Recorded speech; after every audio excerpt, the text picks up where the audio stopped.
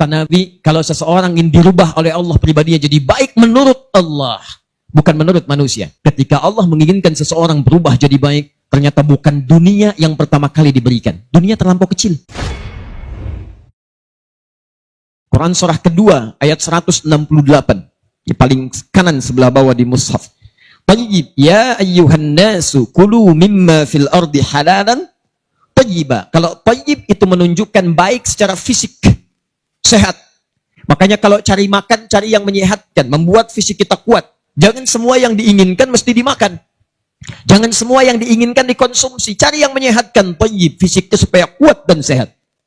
Tapi kadang-kadang ada orang yang fisiknya kuat, sehat, tapi pikirannya kurang baik, sifatnya kurang mulia, sikapnya kurang bagus. Kan ada yang namanya tayyib, tapi 2 kali puasa, 2 kali lebaran, nggak pulang-pulang dia. Ya. Padahal sehat. Nah, kalau ingin merubah sifatnya, sehingga dari sifat ini muncul sikap yang baik, maka ada nama yang kedua disebut dengan khair namanya. Khair. Quran surah ketiga Ali Imran ayat 110. Paling kiri sebelah atas di mushaf. Khair. Kuntum khaira ummah. Kata Allah, kalian itu umat terbaik. Anda bayangkan, Nabi Muhammad SAW diutus, itu bukan di Persia yang sudah maju. Bukan di Romawi yang sudah jadi imperium, luas, banyak kemajuannya, hebat pengetahuannya, tinggi. Tapi Nabi diutus di tengah-tengahnya yang terhimpit, tengah-tengah dunia, terbelakang, jauh dari peradaban, tidak punya teknologi, sikap-sikap buruk semua. Diutus di situ. Begitu diutus, risalah dikumpulkan oleh Nabi, diajarkan risalah Islam, bertransformasi dari yang tertinggal jahiliyah menjadi khaira ummah. Jadi kalau dulu ada orang paling buruk, sekarang nampak jadi paling baik di muka bumi. Kalau ada orang paling pendusta, jahiliyah sudah banyak. Makanya kalau ada pembohong sekarang, dia telat, keduluan sama orang dulu. Dan jahiliyah mau berubah. Seburuk-buruknya jahiliyah, dari pendusta jadi orang paling jujur. Seburuk-buruknya dulu orang sombong, yang sombong banyak. Banyak. Abu Jahal, Abu Lahab, abu-abu yang lainnya ada. Jadi kalau yang abu-abu sekarang muncul ikutan sombong, dia telat. Sudah ada yang dulu. Tapi ketika turun kemudian risalah Islam disampaikan oleh Rasulullah SAW, yang lain-lainnya memilih berubah jadi orang paling baik. Maka turunlah kalimat Nabi disampaikan, man yuridillahu bihi khaira. Jika seseorang diinginkan oleh Allah berubah sifatnya jadi baik. Yang dulunya maaf sekali kasar jadi lembut. Yang dulunya banyak dengan kemaksiatan berubah jadi lebih baik. Kata Nabi, kalau seseorang ingin dirubah oleh Allah pribadinya jadi baik menurut Allah, bukan menurut manusia. Anda boleh disebut oleh orang Semarang paling baik, tapi mohon maaf, di Jawa Barat belum tentu mengenal Anda. Se-Jawa menyebut Anda baik, di Papua belum tentu bermimpi melihat Anda.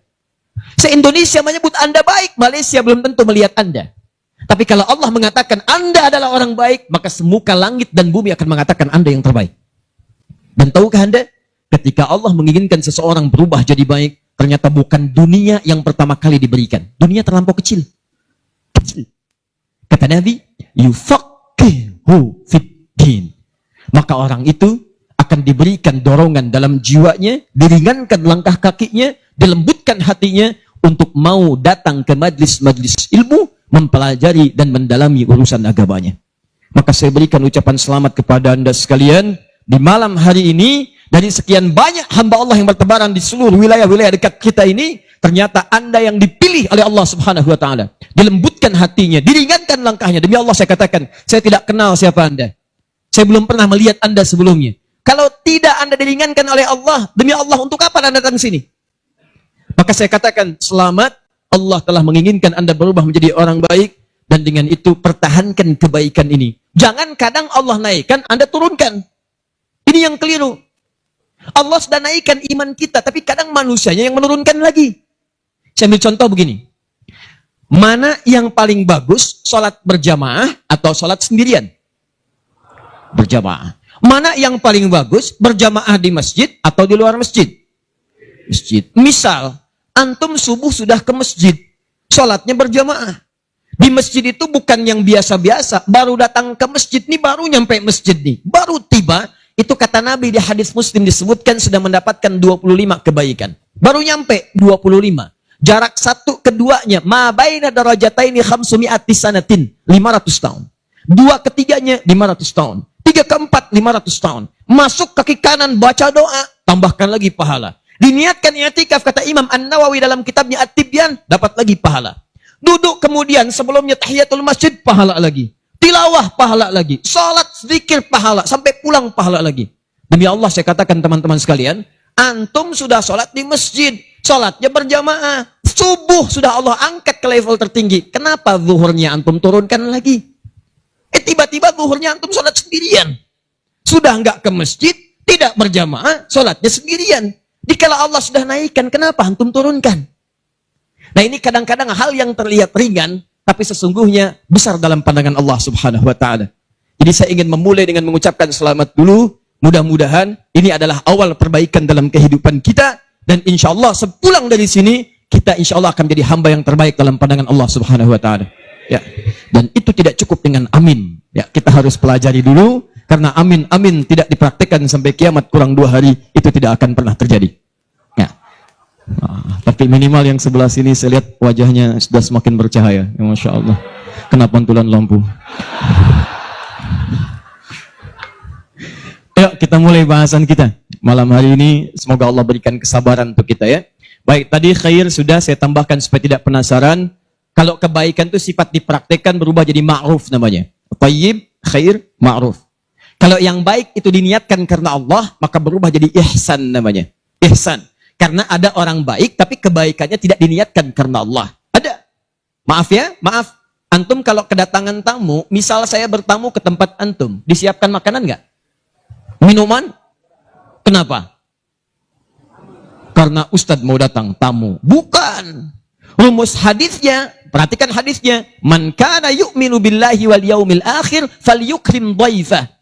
Siapa yang merasa beriman pada Allah dan hari akhir, jadi melakukannya karena Allah, bukan karena tamunya datang. Jadi mau tamu, mau nggak ada tamu, kalau kata Allah jamu, ya jamu. Jadi kalau cuma sekedar menjamu karena tamunya mau datang, jangankan yang beriman, yang tak punya iman pun melakukan hal yang sama. Maka orang ihsan itu, dia mengerjakan semuanya karena Allah. Makanya sekalipun tamunya nggak datang, dia nggak kecewa. Karena Allah yang perintahkan, bukan karena tamunya yang datang. Kalau antum kerjakan karena tamunya, ana mau datang nih, foto silahkan, ana siapkan yang terbaik jamuan. Di pertengahan tiba-tiba 10 menit lagi mau nyampe, afwan ada kejadian. Saya nggak bisa datang nih. Ya kan udah saya siapkan, kenapa nggak dicobain dulu? Tapi kalau anda kerjakan karena Allah, akhi afwan saya nggak bisa datang. Nggak apa-apa, hari ini Allah kirimkan makanan banyak buat saya. Kumpul. Nah kalau 4 ini bertemu, fisik sehat, pikiran bagus, sikap mulia, dikerjakan karena Allah, thayyib, khair, ma'ruf, ihsan berkumpul, maka berubah namanya menjadi solih. Solih. Ihsan ditemukan misal di Quran surah ke-46 ayat ke-15, solih ditemukan di Quran surah ke-7 ayat 189. Karena itulah kita selalu berharap jika lahir keturunan bermohon kepada Allah supaya lahir anak yang solih. Berkumpul 4 kebaikan tadi. Hampir tidak pernah ditemukan ada seorang ibu berdoa atau ayah, ya Allah anugerahkan saya anak yang thayyib. Hampir tidak pernah ada. Saleh.